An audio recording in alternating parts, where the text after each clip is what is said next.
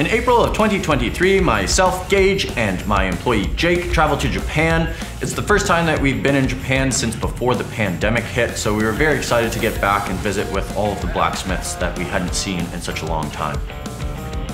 We left Toronto on April 9th, very early in the morning, and laid over in Detroit briefly before arriving in Tokyo after nearly 24 full hours of travel. Jake and I were both exhausted after all of this travel, so after quickly checking into our hotel, checking out the new digs, we searched up the nearest ramen shop and headed out to get some food. As I said earlier, it had been a while since we had been in Japan, so Jake and I were both very hungry for some very authentic ramen, and it sure did hit the spot. A couple of frosty beers to go along with it and some gyoza, and we were feeling good and ready to go to sleep. Little did we know, this was probably going to be the best ramen that we had on our entire trip. After a restful evening, we headed to the train stop and we're on our way to Echizen City, which is about a 3.5–4 hour train ride from Tokyo. We arrived in Echizen, met up with one of our suppliers who was kind enough to take us over to Ryusen Hamono. So we were greeted by Okanen-san when we arrived at Ryusen Hamono, who is the ever-friendly international sales rep that we typically deal with on a day-to-day basis. He was gracious enough to show us around the current workshop, their forging area, the sandblaster machine, their stamping machine. We met with a bunch of employees, all of which had, of course, various jobs. And then Koji Masutani-san finished up with a meeting that he was in and again was gracious enough to come out and greet us. He showed us around the old workshop that they are now using as their sort of classroom where they teach forging workshops and sharpening workshops. And Koji Masutani-san gave us a little sharpening demo as well. Before we said our goodbyes, they were super kind to gift us with some really cool stuff. We got some Ryusen Hamono shirts, we got some chopsticks, we got, probably my favorite gift was the authorized dealer plaque that they presented us with. So that was really cool. Took some pictures and we were off to go back to the hotel. Jake and I were both exhausted still from the jet lag and time difference, so it was nice to have an hour or two off before we headed out for dinner, freshened up a little bit, and actually just ended up going downstairs to the restaurant in the hotel that we were staying at, met up with our supplier and his son, and had a delicious dinner there. We drank a lot of beer and had a lot of sake that night. Had a very good sleep that night. We had a really busy day planned the next day, lots and lots of people to visit and shops to tour. We started our day visiting Makoto Kurosaki. He makes the Style K line of knives. Really beautiful stuff, some of our customers' favorite knives. So it was really cool to see how those get produced. This was a relatively short visit. Makoto-san was quite busy. He was gracious enough to give us an opportunity to film him working, sharpening some knives. So that was really cool. He gifted us these really cool denim aprons that you've seen me wearing in our videos as of late. And then we were off to visit Takeshi Saji next.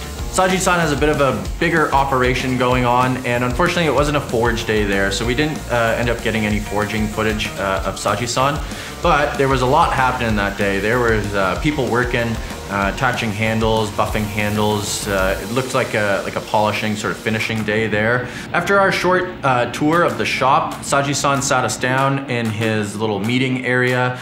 We sat around this really cool old Japanese hearth, this like old where you would heat up your tea before. So there's like a cast iron teapot in the middle of the table that we were sitting at.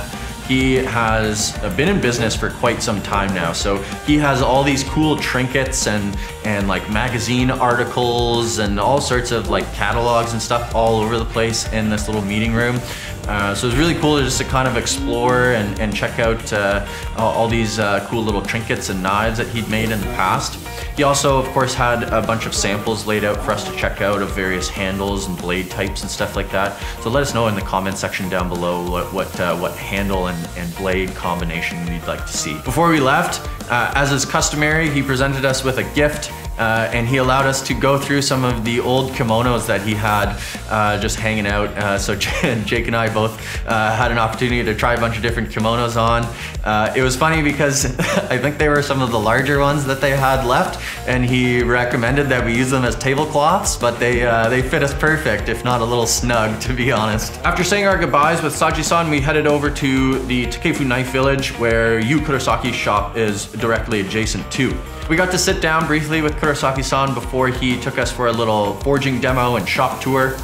Very similar to Makoto-san's shop, Yu's older brother. Yu's shop is very new, organized, clean. We got to watch him again forge some knives, which was really cool. Check out his apprentice working on sharpening some knives.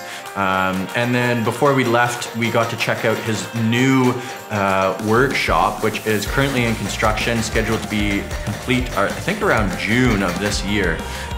Beautiful, beautiful building. It's gonna look amazing in there when it's finished. We weren't able to get any footage of that, but was really, really cool to see, and we're excited to show you guys when we go back, maybe in October or next year sometime, the completed new showroom that Kurosaki has going.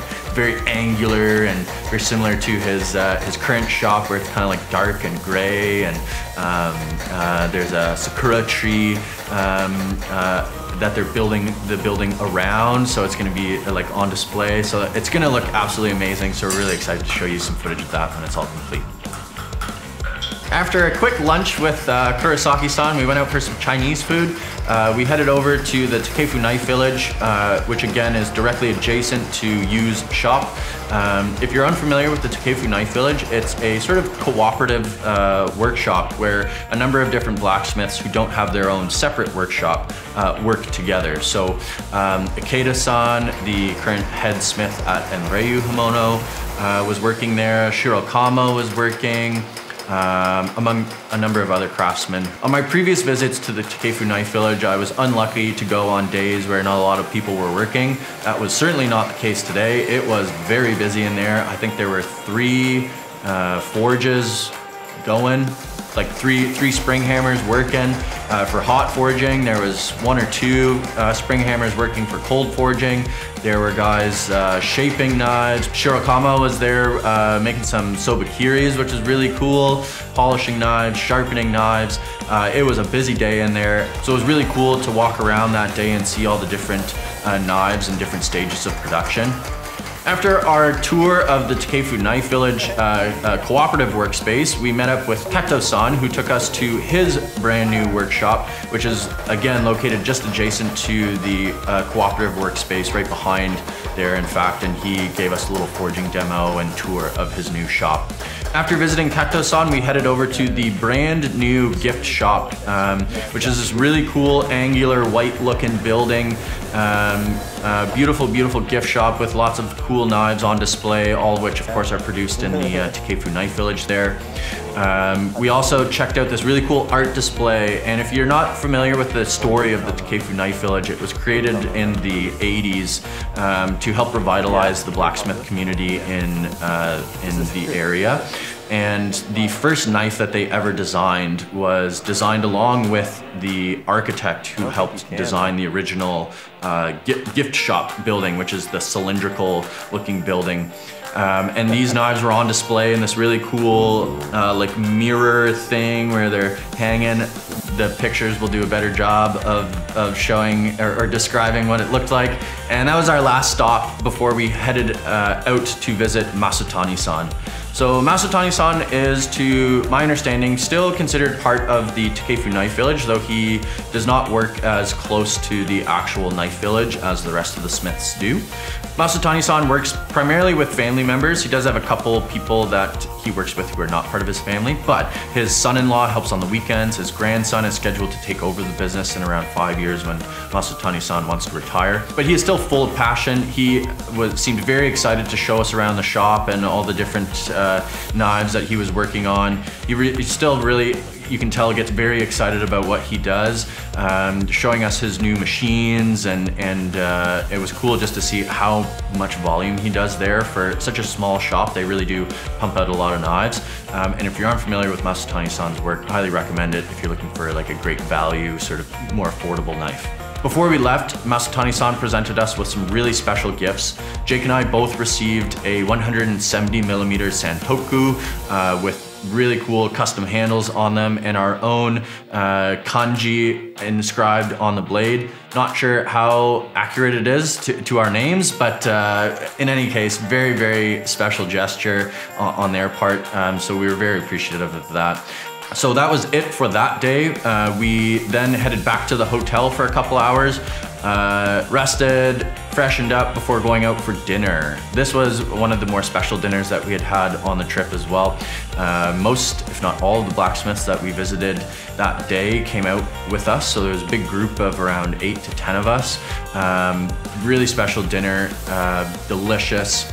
We'll get some, we didn't get any actual footage while we were in there, but we'll throw up some pictures and stuff from the restaurant's website. Utemono, delicious. Highly recommend if you're ever in Echizen, check them out. So the next morning we had lots of driving to do, so we piled in the car bright and early and headed to the Osaka region where we visited Nakagawa Satoshi. If you're unfamiliar, this shop used to be named Shigeki Hamono, but has since been taken over by a new smith who changed the name. We didn't have a ton of time to look around and get footage of this workshop, but we did get a little bit of forging footage. We checked out some of their sharpening areas and stuff like that. It wasn't a super busy day there, I don't think, so we didn't get a ton of stuff, but got some pictures before we headed out, before heading over to Shigeki Tanaka's shop. Shigeki Tanaka's shop is located in Miki City. It is a very, very old shop. One of the oldest, I think, we visited on the trip. His father used to make more agricultural tools out of the shop, and since taking over, Tanaka-san has transitioned primarily, if not fully, into kitchen knives and other sort of related products. So he had some like higos and stuff that he was showing us as well. This was a really, really cool shop tour because we got to, Jake and I both got an opportunity to jump on the spring hammer for the first time. Very interesting experience, much harder than it looks, but tons and tons of fun. My forearms were on fire by the end of the 5 minutes of forging that I did. So really puts into perspective how much hard work goes into making these knives. Before we left, he took us back to his little gift shop area, I guess you would call it. He showed us some really cool stuff that he was working on, some finished knives. Jake will put up some pictures of these really crazy ornate blades that he makes with like wings coming off the back of them and stuff. There were some like more kid-focused ones that had like butterflies and stuff coming off the spine, so that was really cool to see as well. And razors, Jake has one of his razors, so that was cool. He showed us some razors and some higos and stuff. So that was a really fun visit as well. We still had quite a bit of driving to do that day, so we piled in the car relatively early in the day and headed to Kochi City, where we checked into our hotel, had a little bit of time to rest and refresh. That night for dinner, we did Japanese barbecue, which was absolutely delicious, not far from the hotel. So a quick walk back to the hotel and quickly to bed as, again, Jake and I were still exhausted at this point. The next morning, we had 3 smiths to visit, so we piled in the car, and first visit was to Myojin Riki. Myojin Riki is a very talented sharpener, young guy, but getting a lot of good attention, and rightly so. His knives are incredible, very, very nice and thin. Edge geometry on them is spectacular, and the polish and just aesthetics of the finish that he gets are really, really nice. So it'll be cool to see him develop over these years. The level that he's at already, it's going to be amazing to see the kind of stuff that he's doing as he gets older. He showed us around his shop. Again, very old shop, lots of clutter, stuff all over the place. I really love these shops. I would have a hard time working in them, but it's really cool to check them out and just imagine all the history that's in them. He gave us a little sharpening demo. He took us over to the wheel and showed us and did some sharpening for us. Not a ton, but we got a little bit of footage of that. Took some pictures in front of the shop with himself and me before piling in the car again and heading to our next stop, which was to visit Kyouhei Shindou-san. We went to the Tosa Blacksmith Foundation's gift shop. You can think of this very similarly to the Takefu Knife Village. A little further behind, Takefu Knife Village being established in the 80s, the Tosa Blacksmith college is brand new, and Shindou-san was actually one of 4 of the first graduates from the Tosa Blacksmith School. So we got to check out the gift shop a little bit, but got back in the cars and Shindou-san drove us to his shop. We had to drop off our car and pile into Shindou-san's car because the road up to his shop is quite treacherous, might not even really describe it as a road, but more so as a bit of a trail. But that was super cool. I think that was one of my favorite experiences. You know, going up the side of this mountain into the Japanese wilderness, and you know, you're driving up this hill forever, and then all of a sudden there's a shop there. Shindou-san built a little structure off to the side of it, but the shop itself he's renting from someone else, from a blacksmith who had retired. So the shop is very old as well. Little river going by. We didn't get any, like on the mountain, so that was really cool. We didn't get any footage. He wasn't working that day, so we didn't get any footage of him sharpening or forging or anything like that. But we got to check out his shop and where he's working, which was really cool. He also introduced us to a bunch of new shapes that he's working on. If you've purchased anything from Shindou-san before, you know that primarily he only does bunka, gyuto and nakiri, but he's since expanded into larger gyutos, which he was not doing before, and some petty knives and some other sort of random shapes. So we'll be excited to see those come into the shop soon as well.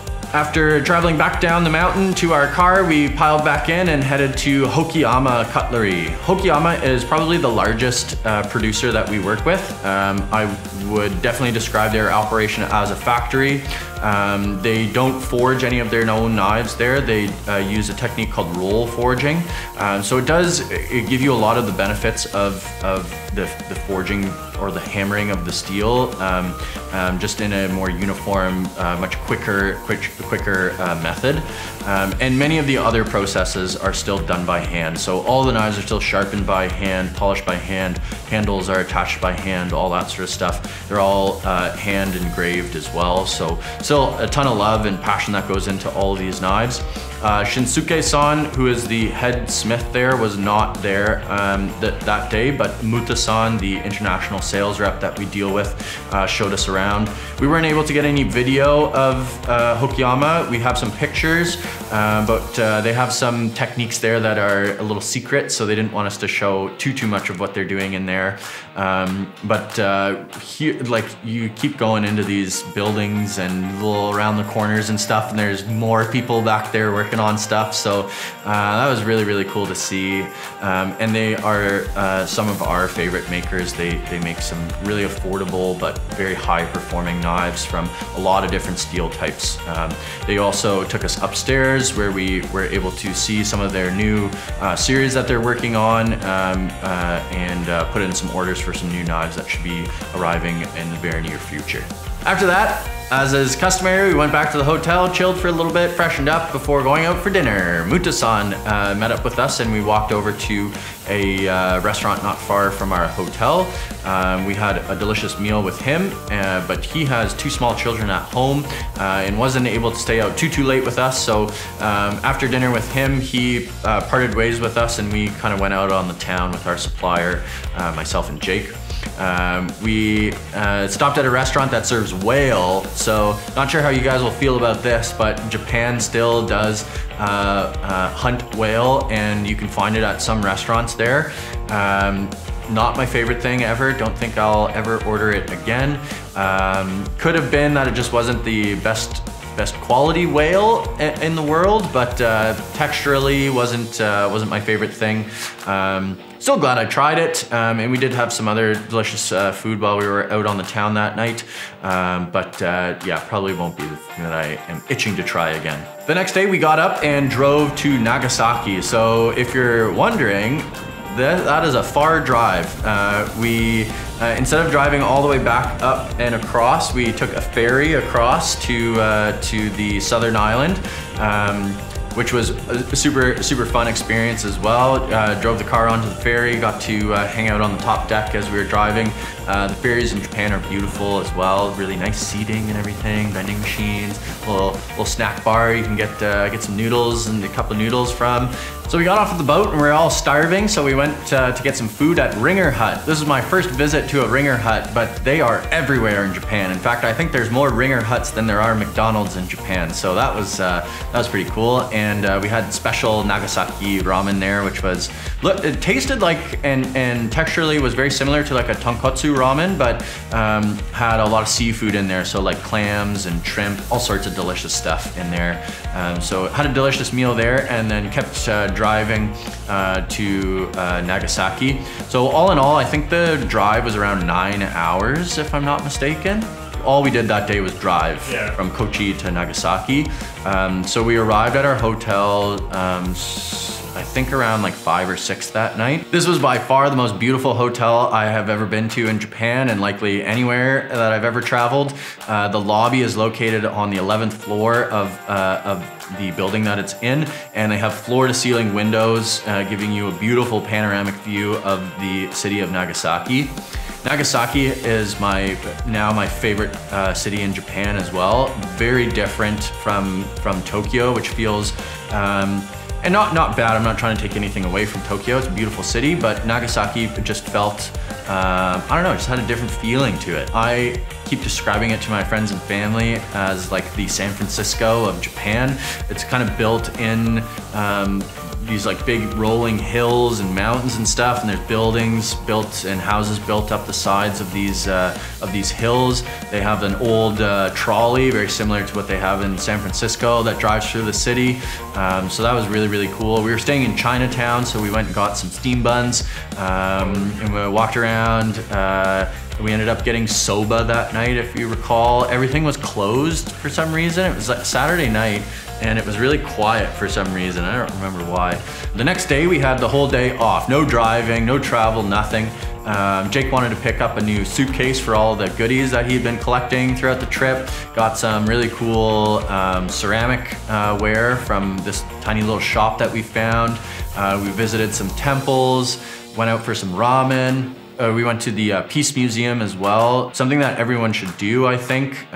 Little, I don't want to use the word depressing, but it's definitely not, it's a very sobering, eye-opening experience. So Nagasaki was, to our knowledge, still open while the port of Tokyo was closed to the rest of the world. It seemed like there was still a lot of Western involvement in that part of Japan, even when technically they were closed to the rest of the world. I'm sure some history buffs will be able to better describe that history and part of Japan's history. But what was really cool was there was a whole Western district of Nagasaki where a lot of Westerners had built buildings in the traditional style of architecture at that time. So these buildings were all, 150, 200 years old, but it kind of felt like you were back in time a little bit in some like European town. So it was really cool to walk around there and see all that stuff. There was this really cool canal that ran through the whole city, and there were all these like koi fish and turtles and stuff in there. The bridges that spanned the river were really cool as well. Were the builders known? So most of them were built in like the 1600s by various people, some Chinese influence, some Japanese builders, but really, really cool old bridges, and it was fun to sort of learn the history. I think there's 12 in total that span the river. So we checked out each one as we kind of walked along the river, which is also where we discovered the temples and the spot that Jake picked up his ceramic ware. Yeah, we also found this really cool bonito shop, which was really cool as well. So that was a super fun day. It was nice to be able to just kind of relax and walk around and explore the city. So if you're ever in Japan, don't just go to Tokyo. Nagasaki is an awesome city to visit as well. The next day we visited 2 blacksmiths, Matsubara Hamono in the morning and Motokyuuichi in the afternoon. Matsubara Hamono is run by Tanaka-san and his son, who is working towards taking over the business in a number of years. I think Tanaka-san still has a ways to go before he retires, but he gave us a forging demonstration, showed us how he forge welds his steel. So that was really, really cool to see. He's got a beautiful gift shop set up there as well, where we had the very amazing opportunity to buy a bunch of stuff. It's not very often that we go to Japan and actually get the opportunity to buy knives while we're there. Typically we'll place orders for stuff that they show us samples of, but in this circumstance we bought out his entire showroom, so those should be coming in soon, and we're very excited to show you what we got. We got some really cool stuff. He took us out for an amazing lunch as well. So after lunch, we came back to his shop. He was having a bit of a tough time with his forge welding before lunch. And it was because he was using the wrong material or something like that. So after lunch, he's also using a new oil with his furnace. So he was wondering if it was that his furnace wasn't heating up hot enough, but realized that it was, yes, the wrong material that he was working with. So when we came back from lunch, he showed us how to properly forge weld. Went perfectly the second time he showed us. We took some pictures, said our goodbyes, and we were back on the road to go visit Motokyuuichi Hamono. Maida-san is the head smith at Motokyuuichi Hamono, and he gave us a little forging demo before he allowed us again to jump on the spring hammer and do some horrible knife forging again. I had not improved at all since my previous attempt at Tanaka-san's shop. He then showed us his sharpening area. This workshop was very old as well. I don't want to guess how old it is, but if I had to, I would say, yeah, third generation shop. So it must have been in the 100-year range. You know, one of those shops that you can just kind of see all the history in there. Some gnarly wires and stuff hanging all over the place. Oh yeah, there was a rabbit in the shop. That was cool. Yeah, and then Maida-san and his wife met us for dinner that night as well. We had some Maida-san was really excited to show us the sashimi at this restaurant, and it absolutely did not disappoint. Probably the best sashimi that we had the whole time on that trip. We had some barbecue skewers as well. After dinner, Maida-san took us to his favorite bar, which was a short walk away from the restaurant. The barkeep there was one of the more interesting Japanese fellows I have ever met before. He was super nice and hospitable, welcoming to us all. We had an awesome time hanging out, drinking, eating snacks. The bartender's girlfriend came up midway through the evening as well to hang out with us. She then asked if we liked karaoke for us North Americans. We said, yes, we love karaoke. And she said, oh, I have a karaoke bar downstairs. So we headed down to do some karaoke, which was awesome.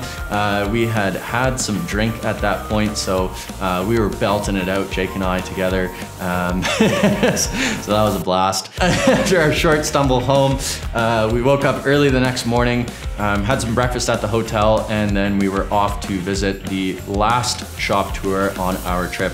Nishida-san works sort of in the Nagasaki region, a little out of town, and he was hard at work that day, forge welding and you know, forging out some knives. So Jake and I were a little tired that day. We did have an awesome visit there. We got to check out his some of the knives that I wasn't aware that he made, but some really ornate, beautiful single beveled stuff, Damascus, really beautiful like custom handles on them, which was really cool. Hunting knives, yeah. He was quite busy that day, so he didn't have a ton of opportunity to talk with us, but again, it was still awesome to see his workshop. After our visit with Nishida-san, we were dropped off at the train station in Kumamoto, I believe, and had a very long 6-hour train ride back to Tokyo. Got back to Tokyo at around like 5 or 6. And the ramen place that we had visited the first night that we were keen to go back to was closed that night. So we ended up going to a Szechuan style noodle house, which was in a sort of like office food court sort of thing. But it was amazing. I loved the noodles there. They're delicious. After that whole trip, we were still very tired, not really keen on doing a whole lot. I think we went the next morning before our flight to the Emperor's house. It wasn't open that day for us to go right up to it, but we went to the park before getting on the train and going back to the airport and flying back to Toronto. The flight back to Toronto was just as painful as the flight there. We had a long 6-hour layover after our 12-hour flight from Tokyo to Detroit. No, Tokyo to Minneapolis. Laid over in Minneapolis for 6 hours and then a quick 1.5-hour flight back to Toronto. I think we got in at around like midnight. So I don't know about you, Jake, but I was home at like 1 o'clock, I think, that day. And absolutely wired. I didn't sleep very well that night. Yeah, our sleep schedules were finally getting, you know, to somewhat normal. Japan time, but of course, as soon as you get used to the time difference, you go right back, and then you gotta get used to your normal time. All in all, an absolutely incredible trip. This was probably the most jam-packed trip I've ever been on to Japan. I think this was the 6th time that I had been, but I visited more blacksmiths in this trip than I ever have, and ate, of course, some delicious food, drank some delicious sake and biru. It was an amazing trip, and we can't wait to go back. The whole idea behind this channel was to kind of share with you the day in the life, for lack of a better term, of a knife merchant. I always found it very interesting to sort of imagine what life would be like going to Japan and buying knives. So I hope this kind of helps you connect a little bit more with the smiths and the passion and hard work that goes into making these knives. So if you liked this video, dice up that like button for us, subscribe to our channel for more knife related content, and until the next one, stay sharp.